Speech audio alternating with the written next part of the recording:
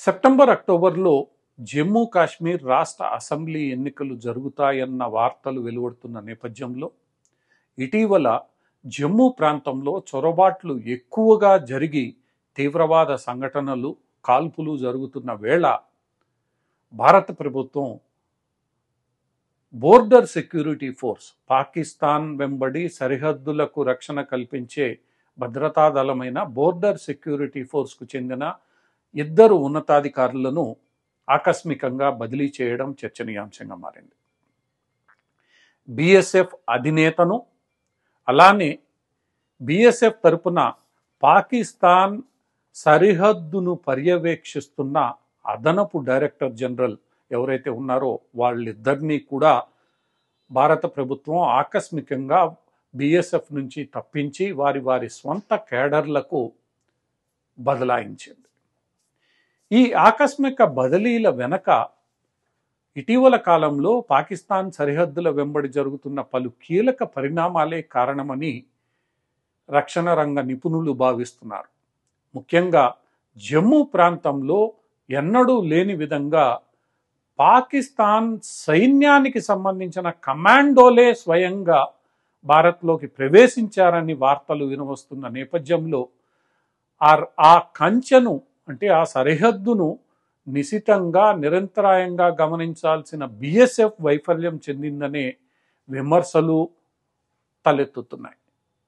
ఈ పరిస్థితి అటు రాజస్థాన్, గుజరాత్ల నుంచి మొదలుపెట్టి ఇటు పంజాబ్, జమ్మూల వరకు కూడా కొంత ఇబ్బందికరంగా మారిందని, అందుచేత ఈ మొత్తం వ్యవహారాలను పర్యవేక్షిస్తున్న ఉన్నతాధికారిని కూడా మార్చివేశారనే వీరు భావిస్తున్నారు.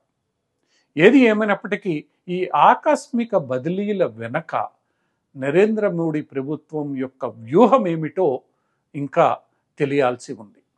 ఇది కేవలం వీరు చొరబాట్లను నిరోధించడంలో విఫలమయ్యారనే కారణంతోనే జరిగాయా, లేదా రాబోయే రోజుల్లో పాకిస్తాన్ సరిహద్దు వెంబడి భారతదేశం ఏమైనా ఒక కీలకమైన ఘట్టానికి స్వీకారం చుట్టబోతోందా అన్న గుసగుసలు వినవస్తున్నాయి.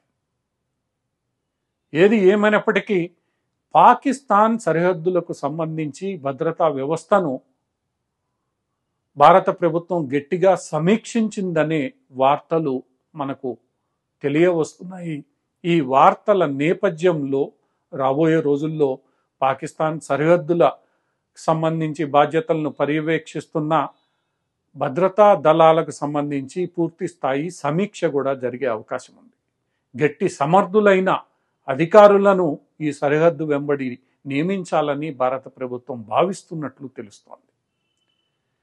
అంతేకాకుండా ఈ అసెంబ్లీ ఎన్నికల వేళ కూడా ఎటువంటి చొరబాట్లకు ఆస్కారం లేకుండా చూడాలనేది భారత ప్రభుత్వం లక్ష్యంగా కనిపిస్తోంది. ఎందుకంటే ఆర్టికల్ 370 తర్వాత జరగబోయే ఈ మొట్టమొదటి అసెంబ్లీ ఎన్నికలను ఎట్టి పరిస్థితుల్లోనూ విజయవంతం చేయాలనే పట్టుదలతో నరేంద్ర మోడీ ప్రభుత్వం ఉంది. గత పార్లమెంట్ ఎన్నికల్లో ప్రజల వద్ద నుండి స్పందనను గమనించిన తరువాత పెరిగిన తీవ్రవాద ఘటనలను ఉక్కు పాదంతో అణిచివేయాలని, అవసరమైతే పాకిస్తాన్కు గట్టి సమాధానం ఇచ్చైనా సరే ఈ సంఘటనలను పూర్తిగా రూపుమాపాలనే కోణంలో భారత ప్రభుత్వం పనిచేస్తున్నట్లు మనకు కనిపిస్తోంది. ఈ మొత్తం వ్యవహారాన్ని ఇటీవలే నూతనంగా నియామకమైన సైన్యాధ్యక్షులు, భారతీయ ఆర్మీ చీఫ్ రివ్యూ చేశారు. అంతేకాకుండా ఎన్నికలకు సంబంధించి ఎన్నికల సంఘం కూడా రాబోయే వారం 10 రోజుల్లోనే జమ్మూ కాశ్మీర్లో ప్రత్యేక సమావేశం నిర్వహించి తేదీలను విడుదల చేసే అవకాశం ఉంది. ఇదంతా కూడా చూస్తుంటే భారత ప్రభుత్వం పాకిస్తాన్ సరిహద్దుల్లో రాబోయే రోజుల్లో గట్టి వ్యూహంతో వ్యవహరించి పాకిస్తాన్ నుంచి చొరబడే వాళ్లకు గట్టి సమాధానం ఇవ్వాలనే లక్ష్యంతో పనిచేస్తున్నట్లు రక్షణ రంగ నిపుణులు పేర్కొంటున్నారు. ఈ మొత్తం వ్యూహంలో భాగంగానే ఇద్దరు ప్రధాన అధికారులు, బీఎస్ఎఫ్కి చెందిన ప్రధాన అధికారులు, ముఖ్యంగా బీఎస్ఎఫ్ డైరెక్టర్ జనరల్, పాకిస్తాన్ సరిహద్దును పర్యవేక్షించే డిప్యూటీ డైరెక్టర్ జనరల్ ఇద్దరిని బదిలించి వారి స్థానంలో మరింత సమర్థవంతమైన అధికారులను భారత ప్రభుత్వం ఎంపిక చేయనుందని వీరంటున్నారు. దీంతో రాబోయే రోజుల్లో పాకిస్తాన్ సరిహద్దులో